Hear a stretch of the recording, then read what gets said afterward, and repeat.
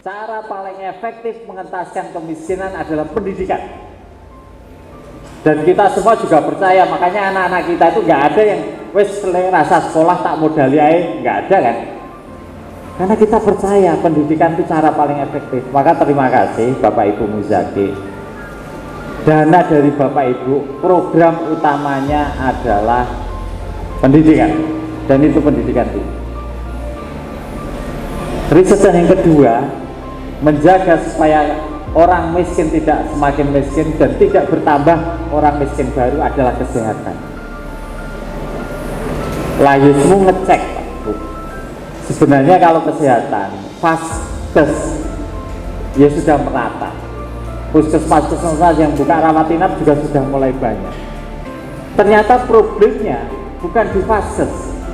Mereka mau datang ke vaskes itu sudah problem. Kejadian waktu saya terakhir jadi ketua Layus Musragen itu ada bapak-bapak kepala rumah tangga yang rutin diantar Pak Dihari itu sepekan 2 kali ke PMI Solo. Sebelum kenal ambulan Layusmu, tiap pemberangkatan dia itu butuh 300.000. Punya mobil Pak, tapi untuk drivernya kan driver BBM nunggu di sana kan antri ya. Itu rata-rata sekali berangkat 300.000. Sepekan 2 kali 600.000. Kalikan 4 pekan dalam sebulan 2.400.000. Ketika dia sudah nggak bisa bekerja, lama-lama dia itu sebenarnya orang cukup kaya di desa itu, desa Branglor, saya nggak sebut mereknya ya. Tapi perlahan demi perlahan mendekati jatuh miskin. Setelah kenal Layusmu, pengantaran beliau gratis, paling tidak keluarga itu efisien tiap bulan 2.400.000. Karena ternyata problemnya bukan di vaskes ya, pengantarannya. Nah peran kita di situ, walaupun kita zaman Mas Dodo juga effort sekali mendirikan klinik sukarela, masih berdiri di depan rumah dinas Bupati, ada 8 bed rawat inap. Bagi yang tidak mampu atas rekomendasi Layusmu, biayanya seikhlasnya. Makanya judulnya sukarela. Waktu awal dibilang gratis banyak dokter protes, ya. Jadi wah nek gratis itu merusak. Ternyata betul rusak. Salah satu pasien spesialis kandungan kami yang buka praktek di rumah, pasien yang bawa mobil pindah ke klinik karena judulnya gratis. Akhirnya kita kasih judul sukarela, yang mampu tetap bayar standar, mensubsidi silang yang tidak mampu yang boleh bayar berapapun gitu. Kita tetap mengikhtiari itu. Modal pun siap dikumpulkan 300-an UMKM ya, sangat kecil. Kemarin 50 yang potensial dilatih sekolah bisnis. Ini kan primer semua yang kita lakukan, kecil. Tetapi alhamdulillah Layusmu satu-satunya yang mendapatkan penghargaan Bappenas untuk SDGs. Jadi program kita diakui berkelanjutan, gitu, berkelanjutan. Nah, mungkin ya kritikannya Kiai Tafsir, Layusmu itu kurang riak, gitu. Kurang publikasi, kurang diworo-worokan. Kayaknya perlu diagendakan nanti sowan sareng audiensi seluruh las dengan bupati atau dengan PDM ke bupati, sehingga semua satker itu nanti nggak ada yang belum tidak melakukan zakat. Saya mau menyampaikan laporan apa saja selama ini yang saya sampaikan ketika ada jauh keluar Sragen. Pertama, ayat yang saya baca itu nggak pernah ganti dari surat Al-Hasr. Jadi saya selalu baca A'udzubillahi minasyaitonirrajim, ya ayyuhalladzina amanu taqullaha wa qadnasum ma qaddamat lighad wattaqullaha innallaha khabirum bima ta'malun. Dilalah ayat ini waktu kita ditimbali PDM ya, itu kan mesti dibuka tafsir ya, Ibnu Abbas. Itu pas ayat ini juga yang saat itu di wow sama Kiai Abdul Afandi gitu. Jadi Kiai Abdul itu mengistilahkan ayat spion. Jadi kita itu diperintah untuk cirinya orang iman dan takwa itu mau mengevaluasi diri. Jadi kemana-mana materi saya itu materi evaluasi, nggak ada yang lain. Dan itu ternyata sangat berisiko karena tidak ada satupun orang itu merasa enak dievaluasi gitu. Jadi tidak jarang habis saya itu didhawuhi materi seperti ini tuh ada yang dupo. Nah itu resiko. Tetapi mau nggak mau kita nggak bisa selalu memberikan gula-gula dalam pengajian. Yang penting lucu, yang penting orang ngantuk, tapi nggak bawa apa-apa. Kenapa saya selalu membawa ayat ini selain dari matan ayatnya? Itu ada dua alasan selain dari isi ayatnya ini. Satu, ya karena hafalan ayat saya sedikit gitu. Jadi terus terangnya begitu. Yang kedua, saya pakai sanad pengajarannya Kiai Dahlan. Bapak Ibu, di Quran itu kan ada 6.200 lebih ayat ya. Kalau di SD itu digenep 6.606 itu digenep. Aslinya kan cuma 6.200 ayat lebih. Berapa yang diajarkan Kiai Dahlan seumur hidup? Dikumpulkan oleh Mbah Hajid, murid termuda Kiai Dahlan itu, yang mengikuti Kiai Dahlan sampai meninggal dunia dan melanjutkan perjuangannya di Hobestur Muhammadiyah, pimpinan pusat Muhammadiyah. Itu cuma 50 sampai 60 ayat. Tidak ada 1%, tapi mampu membuat Muhammadiyah, mampu membuat Aisyah sebesar ini. Kenapa? Model pengajarannya yang luar biasa. Dan ini cara paling efektif untuk mengantisipasi paradok-paradok itu. Nanti insya Allah kalau cukup waktu sampai ke sana. Ada dua metode Kiai Dahlan dalam pengajaran sebuah ayat. Satu, kalau belum paham nggak pindah ayat yang lain. Itulah tadi Mas Bupati menjelaskan tentang Al-Maun.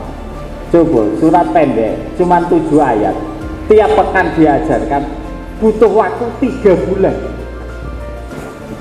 Saya membayangkan mesti diuplek-uplek tenan itu. Tidak sekedar pemahaman terhadap ayat, tetapi juga implikasi dalam perilaku kehidupan. Jadi semuanya tuh dong. Nek aku ngamal ke ayat ini, konsekuensinya begini. Itu sampai dong betul. Tapi mohon maaf, itu baru syarat pertama. Syarat keduanya itu dilihat apakah ayat ini diamalkan atau tidak. Pangapunten, ini masih ada nggak ustadz yang modelnya kayak gini? Wong mulang kok niteni mudeng ora, berkuwi niteni dipraktekne ora. Lah kita ini terjebak banyak-banyakan pengajian, tapi tidak melihat berapa yang diamalkan, sehingga terjadilah tadi yang disebut Mas Bupati paradok, berjaraknya antara ajaran dan perilaku. Maka saya membuat indikator-indikator. Jika indikator ini belum berubah, saya nawa itu nggak merubah ayatnya dulu, karena pesannya Kiai Dahlan begitu yang ditulis Mbah Hajid itu. Ini pesannya Kiai Dahlan. Tidak perlu belajar B sebelum mengamalkan A. Tidak perlu belajar C sebelum mengamalkan A dan B. Jadi sejak awal memang Muhammadiyah itu tidak terkenal santri taktib, enggak. Itu sejak dulu. Karena Muhammadiyah itu memang pengen membuat santri-santri amalan, bukan santri-santri apalan. Nah, itunya begitu. Dulu gampang kalau ada warga Muhammadiyah pengen anaknya taktib. Apakah enggak ada? Ya banyak. Terus modalnya di mana? Di tempatnya Mbah Munawir Kerap ya.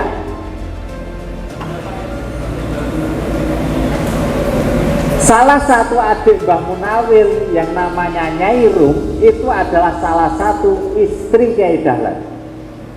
Paham betul, Kyai Dahlan itu istrinya pinten?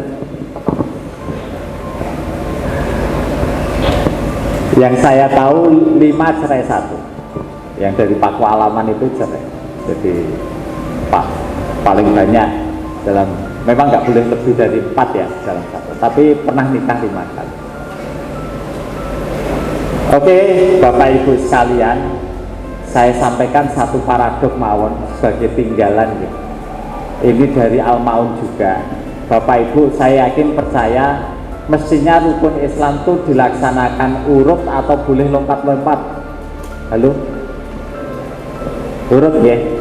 Kita pasti percaya rukun Islam yang awal itu lebih utama daripada rukun Islam yang akhir. Sepakat ya?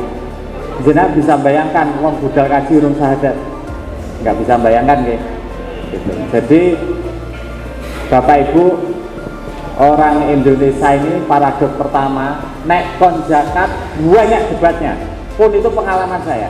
Terakhir saya debat itu di Grobogan, pengajian kayak gini di debat jamaah. Tapi saya lanjutkan, di saat yang sama daftar kaji nyoto betul ini. Orang Indonesia itu lebih semangat membayar kaji ketimbang gue sedekahan. Kita ngalami betul itu. Makanya saya ngeceknya supaya nggak paradoks sederhana. Satu, syariat dengan syariat. 2, kebutuhan duniawi dengan kebutuhan ukhrawi. Bapak Ibu, jika yakin rukun awal itu lebih utama daripada rukun akhir, zakat lebih utama daripada haji, fardunya, sunahnya, infak lebih utama daripada umrohnya, kan begitu toh. Kalau untuk haji aja Anda habis 100 juta, kalau ngitung uang haji itu 1 juta entek. Pernah nggak sedekahan lewat layismu nganti 1 juta? Paradok enggak ini? Kedua, nek umroh 30 juta wae siap. Tahu nggak wong nulungi wong melarat nganti 30 juta leboke layismu? Nek enggak Pak, selamanya ajaran dan perilaku hidup selalu bertolak belakang. Go kepentingan ibadah pribadi siap royal, go sosial ngirit. Kyai Dahlan tuh nggak begitu ajarannya. Ketika Al-Maun diajarkan, muridnya jadi jor-joran, tapi kebutuhan diri sederhana. Kita saat ini sudah kebalikan belum? Nah, kebutuhan pribadi sederhana nopo mewah? Nah, sedekahan sederhana. Warahmatullahi wabarakatuh. Warga Sragen yang saya hormati, saya banggakan. Ini kita punya satu lembaga pengumpul donasi umat ZIS dari Lasismu yang mengkoordinasikan mengumpulkan zakat infak sodakoh.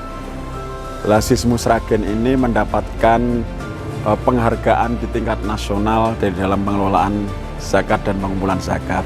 Nah, kita bangga dengan itu dan harapan kita apa yang diraih ini terus bisa dipertahankan dan jenengan sedoyo sedulur-sedulur warga Sragen menjadi bagian penting untuk menyukseskan program yang sangat bermanfaat untuk kemaslahatan umat ini.